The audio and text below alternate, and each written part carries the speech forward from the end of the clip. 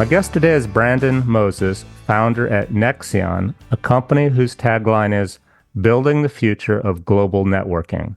A problem today seems to be as our personal and business networks grow, genuine connections shrink, and we're left with a sea of shallow interactions when what we really want are meaningful relationships. Nexion aims to solve this problem. Brandon says the most valuable opportunities emerge from warm introductions, curated networks, and shared experiences, not from the superficial interactions we have on today's existing platforms. Nexion is currently focused on markets in the US, Middle East, and North Africa. Welcome to my show, Brandon. Thank you, Daniel, and wonderful introduction. I have a recruiter background, so I have a million questions I'd love to learn about yourself as well, the conception of your podcast, and really just what fascinated you about Nexion, by the way. Nexion, the spelling is not as phonetic as it should be, but the How do sort you of say it? Nexion like connection, Nexion like Oh, connection. okay. Like the next connection. Precisely that, Daniel. Exactly, exactly. But thank you for having me. I'm really excited to just talk shop. So you're a startup, right? Yeah, And having done startups, I understand like intellectual property. You want to tell everybody your solution to your problem, like how it's done exactly yet, because it's kind of not out of the box yet, right? that's correct. I mean, go ahead. I understand what I mean is I understand if you don't want to give out too much to start, let's talk about the problem. Tell me like existing platforms, the frustration with uh if you want to name names, doesn't matter, they'll change, in a couple of years, what Yeah, the problem is. absolutely. The existing problem is at its simplest form, there is a loneliness epidemic in the world. I'm currently based in Dubai right now, and the president of Dubai every year has a word dedicated to what the government and sort of the social movement will focus on. And the word for Dubai this year is community. And the reason I think that is because, in large part, a lot of folks are feeling like they've, no longer part of a community. And so the problem is that we're really facing this severe lack of connection with our neighbors, a severe lack of connection with those that we already know. And for me, one of the most meaningful components of a life, like when it's all said and done, is who do you leave an impact on? And, who made an impact on you? That's part of the human experience. And if there's a worthy pursuit to increase that, sort of squeeze out every little bit of that as possible, I think it's a meaningful focal point. And in the space of technology, we haven't really seen technology aid that in a fashion that I think is actually meaningful. It's been extremely transactional and superficial. And And the loneliness part, I like your idea of solving the loneliness endemic yeah, because for those who would disagree and go, no, I love my phone or my computer and the apps and I'm socially connected. yeah. Yeah. Well, then how come people are still lonely and suicidal and doing drugs and alcohol to solve that problem? So no, it's not as good as you think it is. It could be better. No, no, 100%. There's this concept, Dunbar's method, which is that humans are built and sort of and able to sustain 150 meaningful relationships. That's sort of the capacity in which we're supposed to be able to maintain. And yet, your LinkedIn connections, probably 500 plus at minimum.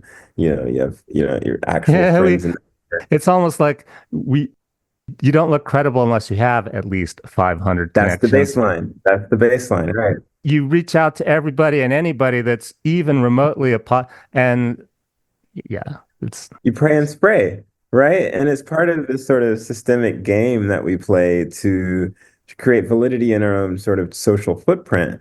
But the consequence of that is that you don't really there's no infrastructure or tools to really enable you to know these people. When you connect with someone, at least on my end, there's a social contract saying, I agree to establish a relationship with you, right? And at the moment of signing that contract, accepting the connection request, you believe there's merit in maintaining that relationship. But as life goes on, real world, digital world, you sort of lose track of that.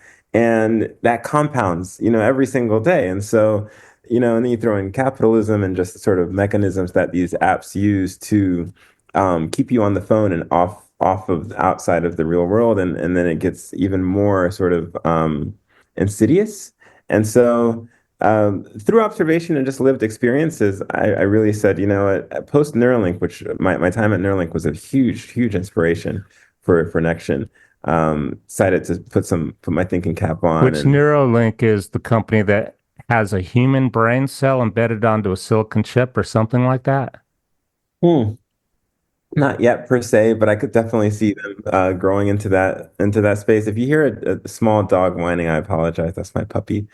She's still crate training, but Neuralink at the moment is a brain implant company founded by Elon Musk and a team of engineers that decodes neural signals in the brain and then sort of stimulates those neurons to serve and sort of alleviate a variety of disorders. Their first sort of indication is folks who suffer from spinal cord injury and are oftentimes quadriplegic by enabling them to control computers and phones with just their thoughts. So think of a mouse in your brain that you sort of think that you're moving the cursor and the cursor moves. And this enables them to re-engage, sort of coincidentally with the technology and with the online world and play video games. And so the sort of ecosystem of Neuralink comprises of engineers, clinical people, surgeons, the animal care specialists, from clinical trial standpoint, and recruiters, which is what I was doing while I was there. And so diverse, high caliber group of folks. But one thing that they taught me really clearly more than any other company is how no matter how competent and social you are, at the end of the day, they stayed there mainly 24/7, 365, in part due to the sense of community and the lack thereof on the outside world. And it was sort of this summer camp feeling where everyone was very glued to just showing up to the office. One, because the mission is a compelling mission, but two, truly, I believe it was because they had found their community there and they were able Mm. to establish something really special there. And so I was wondering how do we lose track of that feeling? And a lot of folks I did some user research internally there and learned that it's quite an epidemic in a sense feeling of loneliness and disconnectedness, and there is a sort of a resistance to meeting new people because there was very little conviction that new people would align with their beliefs. New people would maybe be more of a burden and like a cup filler, more of a cup depleter. And so we just really started like talking shop on what's the problem here. And at one point, there was an idea to create like an internal tool at Neuralink that was solely for meeting other people in the Elon ecosystem, right? Because they were thinking, if we're cool with our coworkers, maybe we'll be cool with people at Twitter or X or SpaceX, Tesla, right? And so that idea floated for a little bit, but then, more market research discovered that there's new platforms for meeting people every single day. There's sort of meetups for bike clubs, meetups for founders, meetups for you name it, every single day.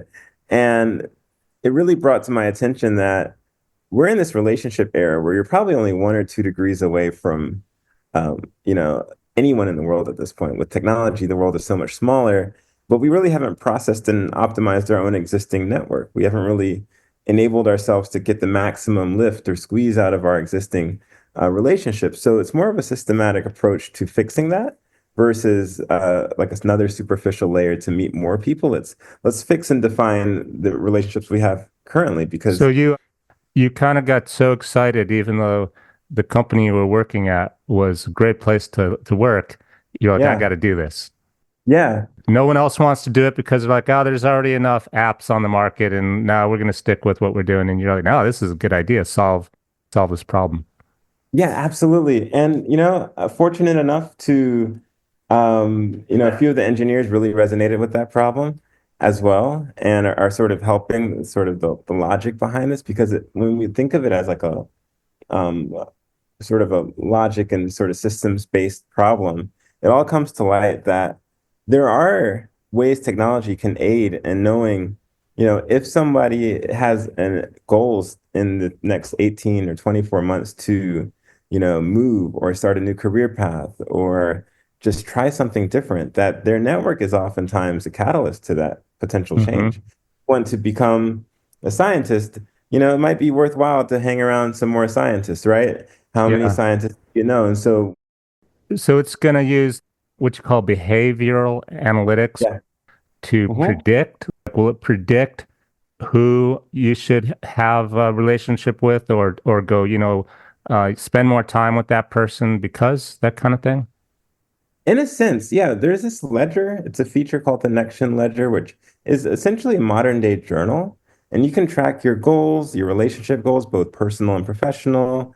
You'll have a network health score that's really determined by that ledger and by your goals, like how much effort you're putting into your network. And it'll enable you to say if you're going out somewhere, let's say you're going to a conference or you're meeting up with a friend, you can quickly sort of get a summary of what they've been up to. You can also, have a recommendations engine that's a little bit smarter than the traditional, this is the profile of Daniel and here. So one of the things I do besides engineering and mountain climbing, I'm a songwriter. Oh, nice. I always told people we could write so many hit songs if you gave me personal access to your email. Data scraping. Because then I'd know you're heartbroken or you're in love or you lost your job or Yeah. you got a new one or this or that. Real human stories. Would this have to have access to that kind of personal data? No, no, and during our market research, there's like maybe three things we determined that many people are missing from technology, and one is safety and trust. And so safety and trust is at the forefront. So it's incredibly personalized in terms of what you want to permit Nexion to have access to. So an email isn't even on the list of sources that we Hmm. scrape information from. It's more so existing social platforms. So no personalized data on that degree. The other component is sort of the extremist landscape that we see on social media these days. It's like extremely liberal or extremely, conservative, and then the folks who are sort of straddling the middle are awkwardly present, right? Not Yeah, don't talk necessarily. politics at work, when you're Yeah, getting a job yeah, interview or something. right. And so there's that awareness, and I think that that's left folks somewhat with a nasty taste in their mouth. And then there's the sort of the data privacy component. And the other is sort of the very templated lack of customization that you see on any social profile. Back in the day, Tumblr, MySpace, you were able to like put a song on your profile for how you're feeling, or on Slack, you can still leave a status update that says like, I'm feeling, like Monday blues or whatever. But there's not much customization you can do these days in terms fonts, things of that nature. Mhm. So we're trying to bring back an element of humanity in the sense of personalization to sort of say like, welcome to my, this is my doormat, for instance, Um, we want to ensure that trust and So, safety is there. what's the biggest challenge so far Yeah. when you're launching your startup here that you're running into? The biggest challenge, so any consumer app demands aggressive user acquisition. But the cool thing is that if you join a platform that you like, you want other people that you also know to use it, right? And so individuals will be sort of the marketers for you. Um, However, there is an extreme level of fatigue that people have with apps and applications in general. We're so busy in our lives, and there's 50,000 apps. And so, what I foresee to be the biggest challenge is just that initial step to user acquisition. We have some ways we're going to combat that. We really are obsessively focused on a specific niche, like a user group that we have like really good indicators on. We're using, their market research to hone and refine our product. Speaking of like reverse engineering it, I'm always fascinated by how did Instagram get to be so popular? The Yeah. moment it comes out, there's like 500,000 users. Is that advertising or how do you do? Because you can pick Instagram, Twitter. There were already Yeah. th three or four other apps already on the market when they came out. How is it possible? And yet people will be okay with, okay, I'll do a fifth one now.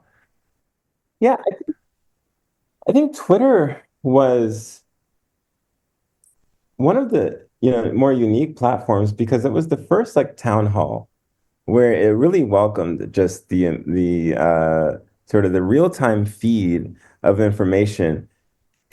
I think it found its value in being almost like a news provider. I just have this really great anecdote of I was in San Francisco. There was a big boom that happened down on Market Street, which is like main vessel of San Francisco.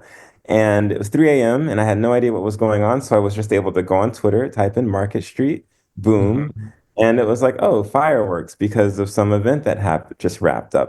And I got to see anybody who tweeted something about San Francisco, like hashtags, right? Mm. Boom, San Francisco. And that's just something that the news would report maybe at 9 a.m. the next morning, but you got this real-time feed. So I think that the Twitter sort of Yeah, now that you mechanism, mentioned it, the Instagram kind of similar. There wasn't one thing simple like you pick your niche. In this case, it's photos and keep it yeah, simple. And same for YouTube. You yeah, know, they were a dating app at first, and then they didn't get enough women to post videos to advertise themselves, and so they said, okay, anybody can just upload any video. yeah. That That's became YouTube you're speaking of, huh? that became easy. Yeah. So long story short, the goal, I mean, the way you, I think, attract mass users quickly is by doing what your competitors can't do, simply put. And so when I look at the landscape of organization tools, like when's the last time you used your phone book contact book, like the actual contact book in your phone? Not many people utilize it. It's just alphabetical. It pulls from email contacts and whatever else sort of Hmm. APIs are plugged in, but it's not really giving you meaningful optimization of your network there. Instagram, you already know what that does. And so as long as we create a delightful product that brings maximum value the minute you open it, I think that those who need that, who see the value in that, will certainly come to us. And so that's our user acquisition strategy. And where are you at in terms of the process? Like, do you have a user interface design? I noticed something Yeah. about VR and AR in what I was reading Yeah. about it. So the UI is getting built. It's not fully fleshed out. A lot of the reason why is because I think there's a lot of attention on the logic and the reasoning, and that drives the UI. Mm, yeah. So the more we think about how this workflow achieves itself, and How I to think solve that's the problem. how to solve the problem, Yeah. that really does marry in sort of a symbiotic relationship with the UI. The founding engineer, full stack focus for that reason as well. We have some amazing consultants, folks who've done AR and VR in a lot of cool companies in the past, and um, even like social apps in the past. And I think that the future will be a world in which sort of user insights are digitally overlaid on whatever interface we're looking through the world at. So if I'm walking up to you and I want to see if you're a stranger at a coffee shop, but maybe you're very close to my brother, that's a warm introduction that I otherwise would not have, right? And we go to the same coffee shop we frequent. I love that because you asked me like what's about me, like what I'm up to with my podcast. It's to Yeah. solve problems, and loneliness is a huge one. And when I go Hmm. into coffee shop, if I see somebody by themselves, I immediately say hello, especially if they look by themselves. Most Yeah. people don't. And I don't know if it's they're scared or uncomfortable or have bad social skills. So something that could recognize I'm in this environment.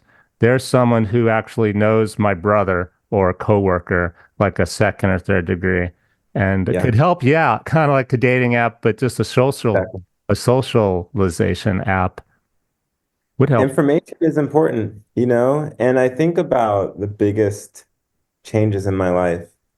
I have sickle cell anemia. It's a blood disorder. I've been referred amazing, amazing medication through relationships. Most of the jobs I've taken on have been Mm, through referrals. My partner, I met her through LinkedIn.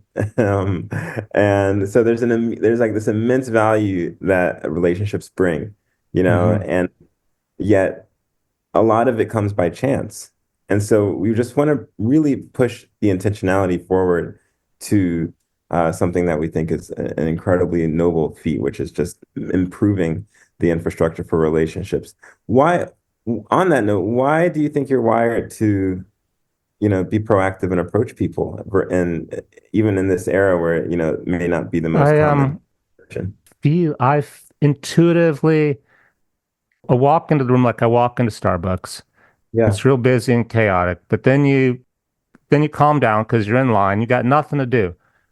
Instead of being on my phone, I intuitively sense the loneliness, or even if they're not lonely, even if it could be you. And I'm just by myself. I mean, it's a human thing to do.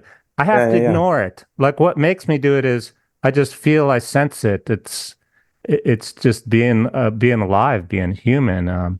Hmm. I started in semiconductor, by the way, as an engineer at Hmm. Motorola. So I used to build computer chips, ironically.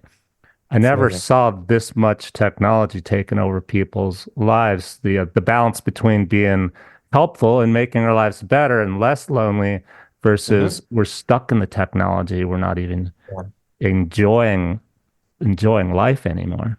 No, and in many ways, I don't think we're even enjoying the technology. You know, I think I think it's an addiction. And there's a deep concern that I have, and a lot of the folks working on this have, that where does this go? Like, we see the sort of the road, the signals, hazard, hazard, flashing lights on this road, but we are pursuing technology at a rapid rate without much consideration of the sort of the long tail, the Which, negative consequences. it comes to mind, it's driven by money, the competitive nature of a Yeah, product. But as you say, people really don't want the product, they want a better life. So if you can design a yeah. product with your I'm gonna try to say it right, Nexion, Nexion, Nexion. There you go. Yeah. then you're basically giving people what they really wanted in the first place. Yeah, it's a utility. I'm thinking of this more less and less like a social app. And I mean, it is a social app from one standpoint. You will be able to network with friends and sort of see their statuses.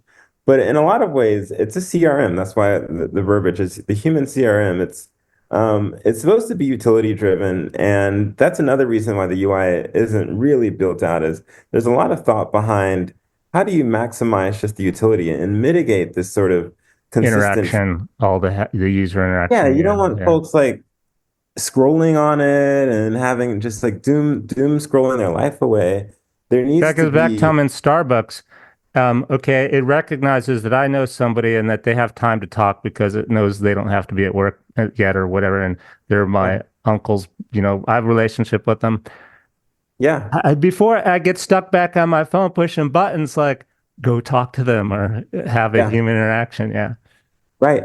And if you do, and this is in an ideal world, the journal, the ledger functionality is so important because that data-driven, I want to be more, social in these spaces, or I want to grow further into this sort of part of my network.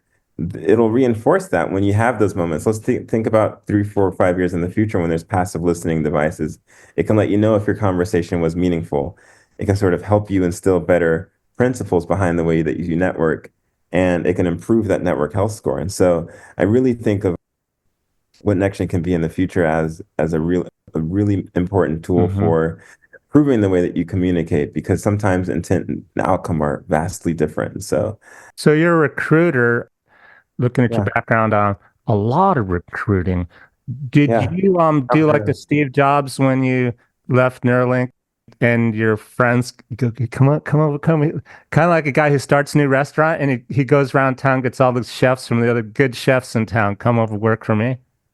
Not really. I don't have the sway of Steve. I think Steve was quite successful before Apple. But in a way, I think that what helped me a lot, to be just really fair, I worked late, and I worked with a lot of the people who worked late, which I think were some of the most ambitious people. And they saw this idea go from like a really ambiguous, abstract haze to something much more polished. They saw the way it sort of attracted a lot of folks in that organization, to my desk, and we sort of brainstormed it, all night long. It sort of grew legs at Neuralink, and um, then afterwards, I really wanted to learn more about just incubators and having my own company. I had never done it before, so I had a few friends and colleagues who started YC companies, and I just lended my recruiting skills to their organizations. Said, "Hey, I'll help you sort of build. I want to be plugged into this incubator ecosystem." And then when I left to full-time Nexion, I had a lot of people that I trusted and knew their abilities, have faith Mhm. in, the direction of the product, and were happy to join. And so I think my one skill set is my network, and that's no coincidence that I'm building a product that enables people to. Do you have a launch date like your investors or yourself, even though you don't quite have the it all mapped out yet? Yep. Um, Yeah. So there's a roadmap to end of Q2 2025. We should have a working model. I'm in Dubai here, so both launched in California and Dubai. I think by the end of Q4 2025, we'll have ideally users across the country, both Hmm, countries, nice. with full functionality. The AI sort of components, specifically the intentional proximity feature, which is a feature that says, based on you being at this event, you connected with Daniel. Here are other people that also connected with Daniel at the same time and place. The user's journey behind here, why this is important is, let's say I'm a Series A founder and you're a Series A investor. I connect with you, Daniel. Maybe I don't want to see a bunch of other investors. I'm looking at you specifically because you really meet the needs of my stage. The recommendations here will say here are other Series A stage founders that are also connecting with Daniel. And this is sort of a birds of a feather flock together metaphor that it might be more important to be aware of other people at the same stage and era as yourself. Hmm, And it's just a smarter way of looking at networking. And these features are at a premium. They take a little bit longer from a training and data perspective. And so we think by Q5 we'll have them rolled out. Q2 2025 and we'll have our sort of beta tests launched both in San Francisco, my home, and nice. Dubai. Yeah. I like the examples you were given. I hadn't thought to ask you for examples. Are great. Do Yeah, you thank have you. another one, maybe a personal one? Because that's a business one, which is really good. Like it'll help you with if you're in business or whatever you're trying to do Oh, creatively, innovation. What about personal? yeah. Absolutely. So there's two features that I'm really excited about. The first one that's and this could be used, but I think all of them can kind of be used for business. But from a personal standpoint, let's say I'm catching up with you, and it's been 6 months since we've caught up. I'm in the car. It's a 10-minute drive to the place that we're meeting, and I can prompt Nexion to say, "Hey, what's Daniel been up to over the past 6 months?" And I'll get an immediate sort of digital social footprint of maybe your tweets or your posts or any sort of social activity that you've been up to. I can read the card.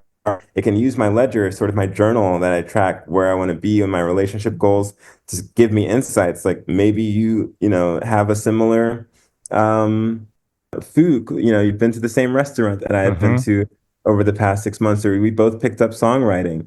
And so when we meet for an hour and 10 minutes, I'll have a much better conversation than if I had to ask these preliminary questions in 10 minutes with you. And so the goal there is to really maximize the time. I get a quick summary of what you've been up to. It sort of gives me insights based on what my personal goals are. You could do the same, and then we have a lot more meaningful, data to talk about versus if Interesting. we don't have that usability. Yeah, and then of course you'd have to be honest because if you don't put it in your journal, I'll only get the stuff I won't get the good stuff, possibly. It depends Yeah. on how good a friend I am, though. You don't want your So neighbor to that's know the everything privacy about you. settings. Permissions is another really big engineering problem. We want to think about um, private journals because maybe I want my own personal journal to give me better insights, but I don't want to share this with the world. And then some facets of my journal I do want to share with the world. And how does that UI look? Like you have a scale of 1 to 10 on how personal, how business, or something like. Or, Yeah, it really does vary. I think there's also just layers of relationships, like um, first degree connections aren't always on the same, level of, they're Mhm. not equal. I have deeper connections that I would like to reveal. It sounds good because you take Facebook, and I know people have put everything, mixed their most personal, like pictures of their Yeah, dog on their yeah, professional Facebook. And yeah, I mean, dog's probably okay these days.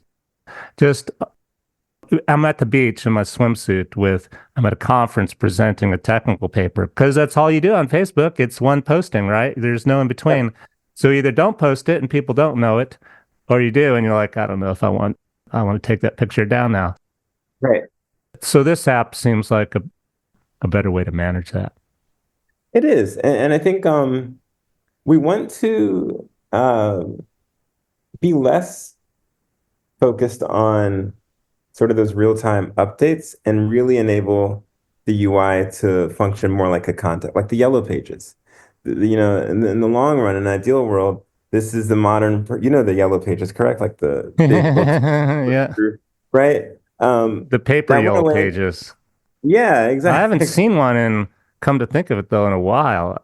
Very long time. Yeah. I mean, we have Google. You can search a name and a number, but more so a modern day contact app that just enables you to, when needed, prompt your network's happenings, give you ideas of where they are. You know, I've had a lot of coworkers, a lot of Neuralink actually flew into Dubai over the past 3 months. I caught two, three of Hmm. them, but Instagram's more of like a, post-mortem, like, hey, this is where I was, you Hmm. know, it's not really the same.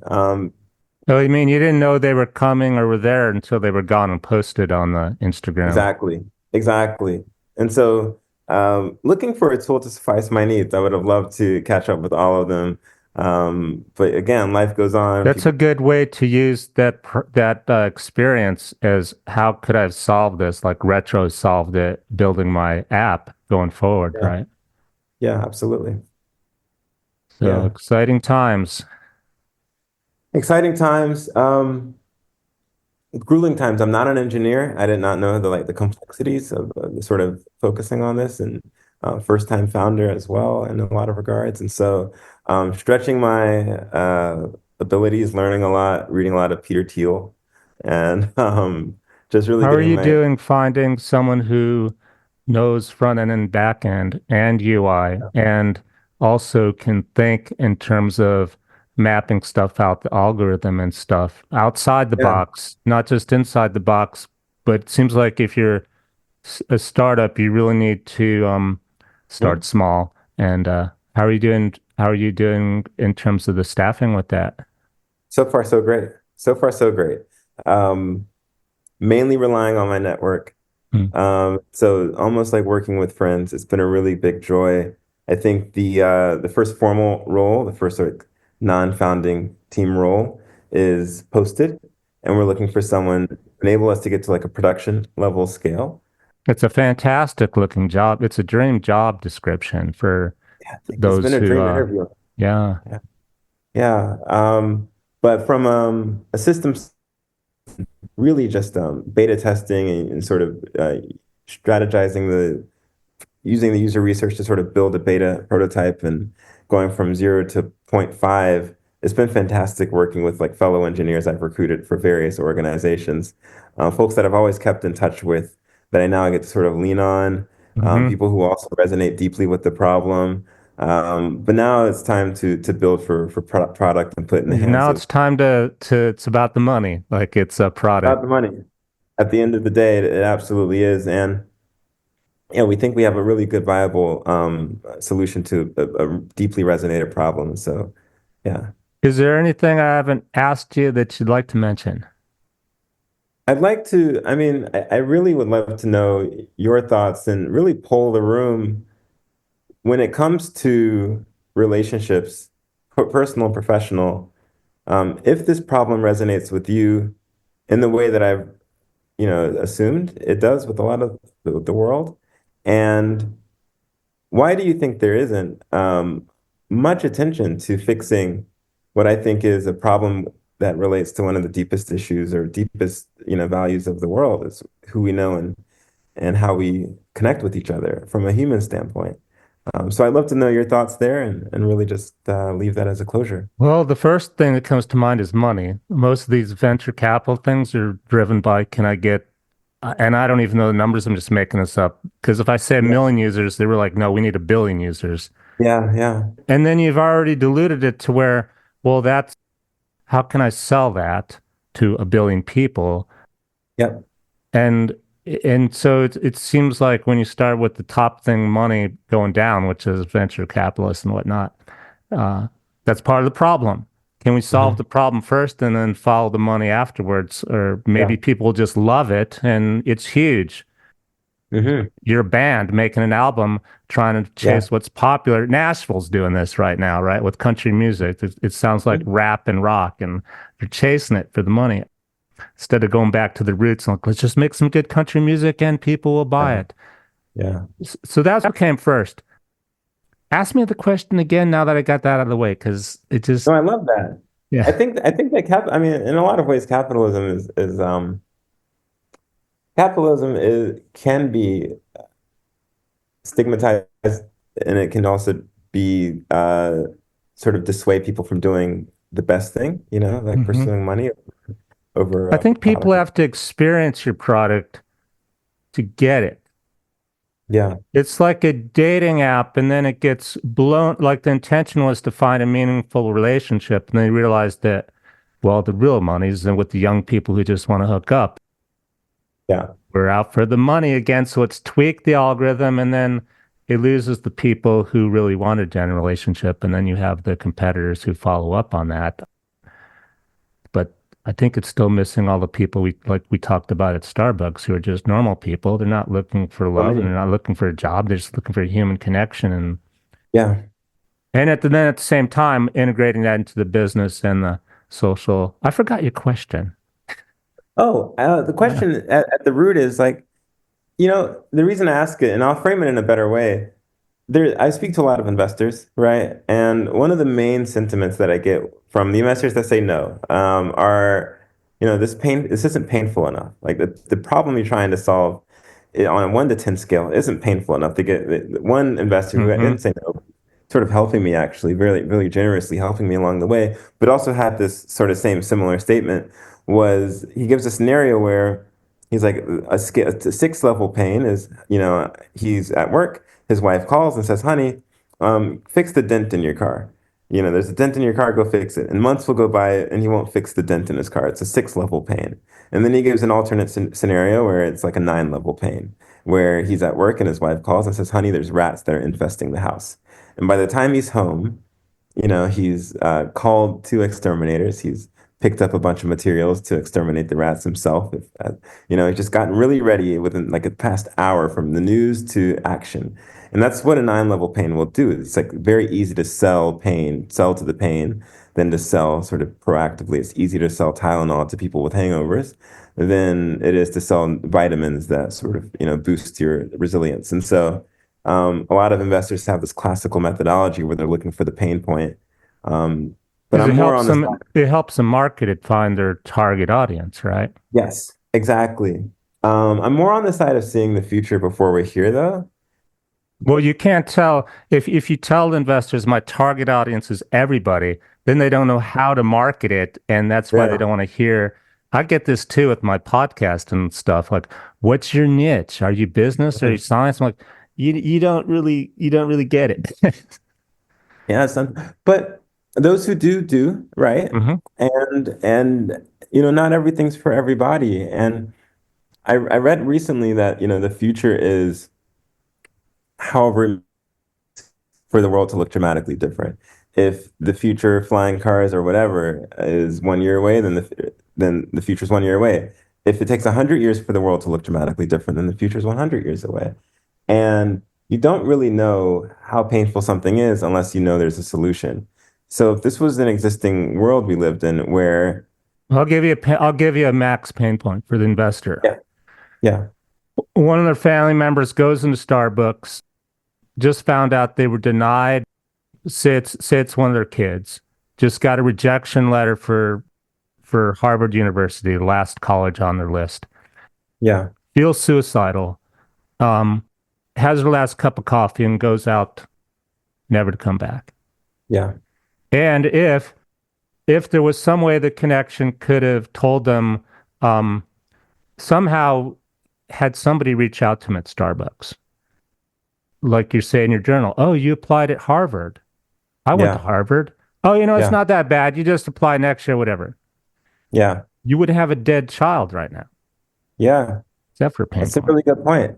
No, that's a really good point. I think that you're touching on something that's very acute and like very, very precise to the importance of understanding the human essence, right? And lending that hand, reaching out to one another, Hmm. being more neighborly, going back to our roots, like you said with Nashville. Um, Then the question is, though, how do you market that pain point? That's a little dramatic to make into an ad, but you could get pretty close these days with yeah, some really serious issues that you could solve that are because of this root level lack of yeah. connection. I mean, the goal is to solve the hard problems. I think that that's where we should, as a people, put our time. Um, and truly, it's not an unrealistic outcome of what this app could do. It's a very realistic outcome. The more we know, the better we're able to apply it. In the information age, all the data that we have didn't make any sense, wasn't useful. We had all the data in the world, but no use unless you refine it, process it. So if I'm a venture capital guy, which money's not my business is like I'm not driven by money at the top end, so it's kind of Yeah, I gotta think that way. I can because I've been yeah, in business myself for 30 years. Got to switch hats from being creative to yeah. business.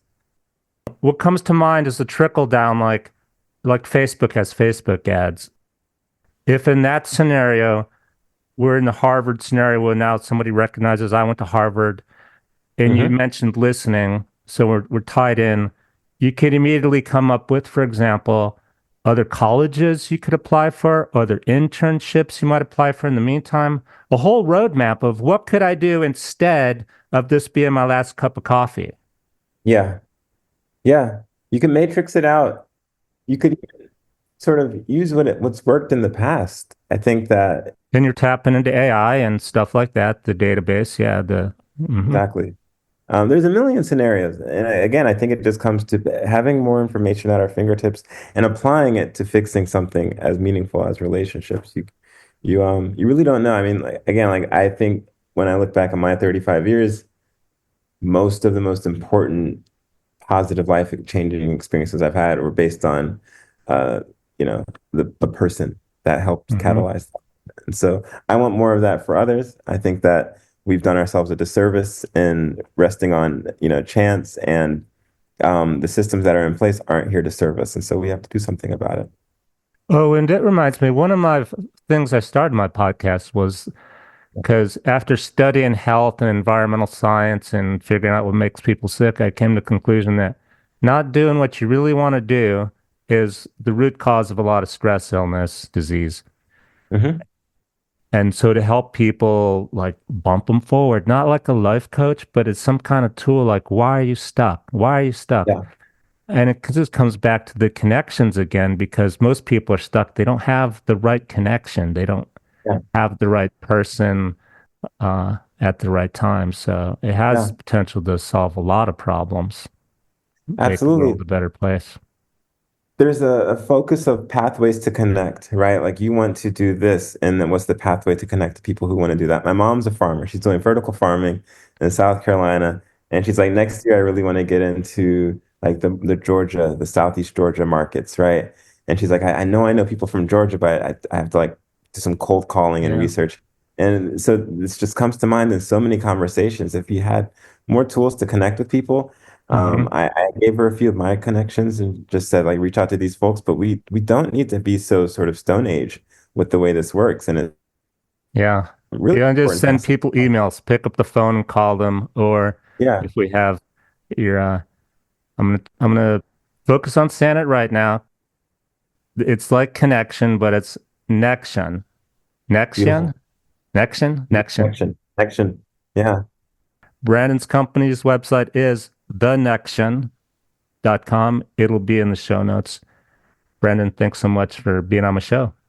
Daniel, I really appreciated this conversation. Follow up with me after. I'd love to learn more about your Oh, when work. And real quick, you mentioned it, recap. When could we expect to see it? And of course, anything that comes out, it's a yeah, beta test. Even yep. Facebook was really bad to start with. When's the estimated drop date? No later than May 2025 for beta for a full release. You're going to get some visuals. You're going to get some marketing in the next few weeks. Awesome. Thanks, Brandon. Have a great day. Thank you, Daniel. You as well. Take care. Thank you so much.